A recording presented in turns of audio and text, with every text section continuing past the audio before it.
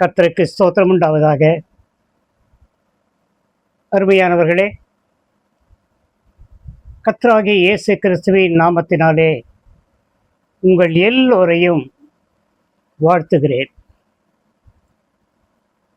அன்பின் கிறிஸ்துவுக்குள்ளான சகோதர சகோதரிகளே, கடந்த சில நாட்களாக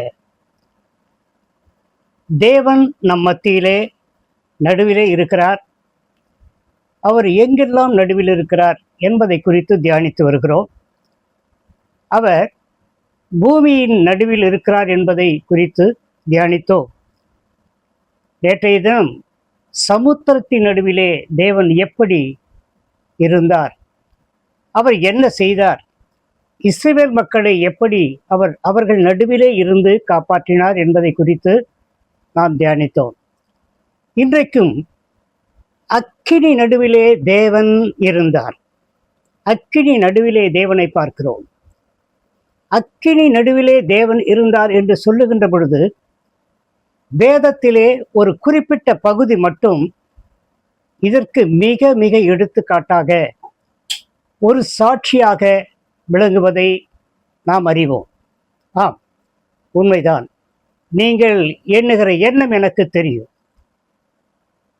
தானியேலின் புத்தகத்திலே 3ஆம் அதிகாரத்தில் வரக்கூடிய அந்த சம்பவம், அந்த சரித்திரம், அதைத்தான் இன்றைக்கு நாம் தியானிக்க இருக்கிறோம். அருமையானவர்களே, தேவன் தம்மை நம்புகிறவர்களை கைவிடுகிறதில்லை. அவர்கள் எப்படிப்பட்டதான இக்கட்டுகளிலே இருந்தாலும் கூட அவர்களை விடுவிக்க அவர் வல்லவராயிருக்கிறார். பாருங்க, இந்த இடத்துல நாம் பார்க்கிறோம், நேபுகாத் நேச்சார் என்கிற மன்னன் பார்த்தீர்கள் சொன்னால் தானியேலையும் அவனுடைய நண்பர்கள் ஷாத்ராக், மேஷாக், ஆபேத்நேகோ என்பவர்களை முக்கியமான பதவிகளிலே அமர்த்தி இருக்கிறான். அவர்களுடைய அறிவு நிமித்தமாக, அவருக்கு இருந்த தேவனுடைய கடாட்சித்து நிமித்தமாக அவர்களுக்கு அப்படிப்பட்டதான ஒரு வாய்ப்பு கிடைக்கிறது. அப்படி இருக்கின்ற பொழுது ஒரு மாகாணத்தினுடைய பொறுப்பை வகிக்கக்கூடிய வகையில் ஷாத்ராக், மேஷாக், ஆபேத்நேகோ என்பவர்கள் தானியேலுடைய நண்பர்கள், அவர்களுக்கு அந்த பொறுப்பளிக்கப்பட்டிருக்கிறது. இந்த நிலையில் நேபுகாத் நேச்சார் ஒரு காரியத்தை நிகழ்த்துகிறான். என்ன என்று சொன்னால், 60 முழ உயரமுள்ள ஒரு பொற்சிலையை நிறுவுகிறான். அந்த பொற்சிலையை நிறுவி என்ன சொல்லுகிறான் என்று சொன்னால், எல்லா ராஜாக்களையும், தேசாதிபதிகளை வரவைக்கிறான், நியாயாதிபதிகளை வரவைக்கிறான், சாஸ்திரிகளை வரவழைக்கிறான், மக்கள் மத்தியிலே நின்று கொண்டு பெரிய பெரிய அதிகாரிகளை எல்லாம் வரவழைத்து அவன் அங்கே ஒரு உத்தரவை போடுகிறான். என்ன போடுகிறான் என்று சொன்னால், அவன் தேசாதிபதிகளையும் அதிகாரிகளையும் தலைவரையும் நியாயாதிபதிகளையும் பொக்கிஷதாரையும் நீதி சாஸ்திரிகளையும் விசாரிப்புக்கார நாடுகளில் உள்ள உத்தியோகர் எல்லாரையும் கூப்பிட்டு அழைக்கிறான். அழைச்சி அவன் என்ன சொல்றான் என்று சொன்னால், கட்டியக்காரன் மூலமாக சொல்லுகிறான். அவன் உரக்க சத்தமாய், சகல ஜனங்களும் ஜாதிகளும் பாஷைக்காரனுமானவர்களே, உங்களுக்கு அறிவிக்கப்படுகிறது என்னவென்றால், எக்காரம், நாகசுரம், வீணை, சுரமண்டலம், சம்பூறு முதலான சகல கீத வாக்கியங்கள் சத்தத்தை நீங்கள் கேட்கும்போது நீங்கள் தாழ விழுந்து ராஜாவாகிய நேபுகாத்நேச்சார் நிறுத்தின இந்த பொற்சிலையை வணங்க வேண்டும். இப்படிதான ஒரு கட்டளை போடுறான். ஆனா எல்லாரும் என்ன பண்றாங்கன்னா, அந்த பக்கம் போகிற மக்கள் எல்லோரும் அந்த பொற்சிலையை பார்த்ததும் தாழ விழுந்து பணிஞ்சு கொள்றாங்க.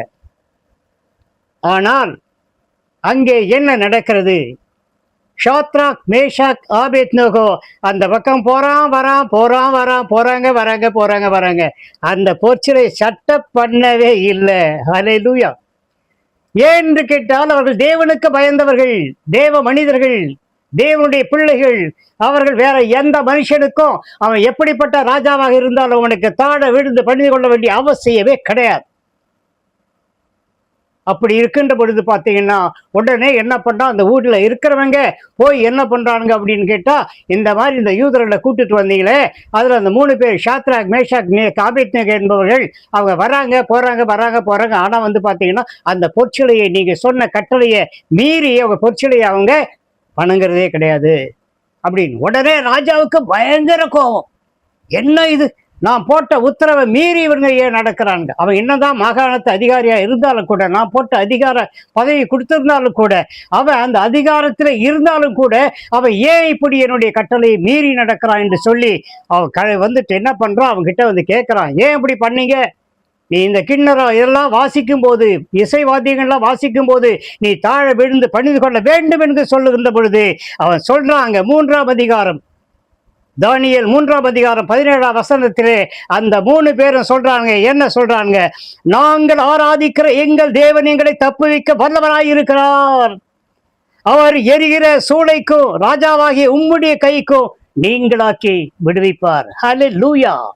எப்படிப்பட்டதான ஒரு கான்பிடென்ட், எப்படிப்பட்டதான ஒரு ஃபெய்த், எப்படிப்பட்டதான ஒரு விசுவாசம், நம்பிக்கை பாருங்க. அந்த விசுவாசம் உங்களுக்கும் எனக்கும் இருந்தால் எத்தனையோ காரியங்களை நாம் சாதிக்க முடியும். ராஜாவுக்கு பயங்கர கோபம் வந்தது. என்ன பண்றா அப்படின்னா, சூளைய சாதாரணமா எரியக்கூடிய சூளைய 7 மடங்கு என்ன பண்ற, அதிகமா போடுற, கட்டைங்களா போடு, அந்த கட்டையை போடு, இந்த கட்டையை போடு, போட்டு என்ன பண்ண, நல்லா எரியவை, தகட்டு அப்படியே வந்து அவன் போடும் போதே எரிஞ்சு சாம்பல் ஆயிடணும் அப்படின்ற மாதிரி அவன் சூளையை இன்னும் அதிகமான உஷ்ணத்தை ஏற்படுத்துகிறான். ஆனால் என்ன நேரிடுகிறது என்று சொன்னால், ராஜாவின் கட்டளை கடுமையாய் இருந்தபடியினாலே சூளை மிகவும் சூடாக்கப்பட்டிருந்ததாலும் அக்கினி ஜுவாலையாக சாத்ராக் மேஷாக் ஆபேத்து என்பவர்களை அவங்க என்ன பண்றா, வந்து இப்படி இருக்கின்ற பொழுது அவங்க 3 பேரையும் குண்டு கட்ட நல்ல கயிறை போட்டு கட்டி அவங்க தப்பிக்க கூடாதுன்னு அந்த சூளையில கொண்டு போய் என்ன பண்றா, போடுறானுங்க. போட்டவங்க எல்லாம் காலி, போட்டவன் காலி. பெரிய பெரிய போர் வீரர்கள் கொண்டு போயிருப்பாங்க. இதில் குண்டு கட்டா 3 பேரை தூக்கிட்டு போய் போடும்போது அந்த அனல் உரைத்து, அந்த அனல் அடித்து, அனலால கருகி போய் அப்படியே குப்பை கூலமா விழுந்து போயிட்டாங்க. ஹல்லேலூயா! ஆனால் ஷாத்ராக் மேஷாக் ஆபேத்நேகோ என்பவர்களுக்கு ஒரு சேதமும் வரவில்லை. இப்போ என்ன பண்றா, இவன் தன்னுடைய மந்திரிகள்லாம் கூப்பிடுறான், ராஜா கூப்பிடுறான். கூப்பிட்டு வந்துட்டு என்ன பண்றான், போய் பார்க்கறான், எட்டி பார்க்கறான், அந்த சூளையில எட்டி பார்க்கறான். எட்டி பார்க்கின்ற பொழுது என்ன இருக்கு சொன்னா, அதுக்கு அவன், இதோ 4 பேர் விடுதலையாய் அக்கினி நடுவிலே உலாவுகிறதை கண்டேன். 3 பேர் தான்ப்பா போட்டோம், 4 பேர் உலாவுறாங்க. அதுல ஒருத்தர் வந்து பார்த்தா மனுஷகுமாரனுக்கு ஒப்பா இருக்கிறாரு அப்படி என்று சொல்லி அவன் வந்து கேட்கிறான்.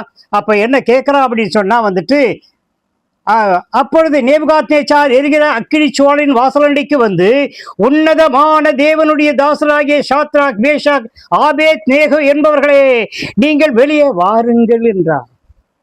இவங்கள 3 பேரை போட்டோம், ஆனா 4வது ஒரு மனுஷன் இருக்கிறானே, யார் அது? அது மனுஷகுமாரனுடைய சாயலுக்கு ஒப்பா இருக்குன்னு அந்த ஒரு தேவனை அறியாத ஒரு மனுஷன் அந்த ராஜா சொல்றான். சொல்லிட்டு என்ன பண்றான், நீங்க வெளியே வாங்கப்பான்னு. வெளியே வராங்க. வெளியே வந்தா பாத்தீங்கன்னா, அதுக்கப்புறம் எல்லோரும் பார்க்கும்போது அவனுடைய உடைகளிலோ, அவனுடைய முடி கருகல, உடையில வந்து பார்த்தீங்கன்னா ஒரு சின்ன அந்த புகை வாடை கூட வரல, எரிஞ்ச வாடை கூட வரல. சுத்தமா எப்படி போனாங்களோ, எப்படி கட்டி போட்டாங்களோ அப்படியே வராங்க.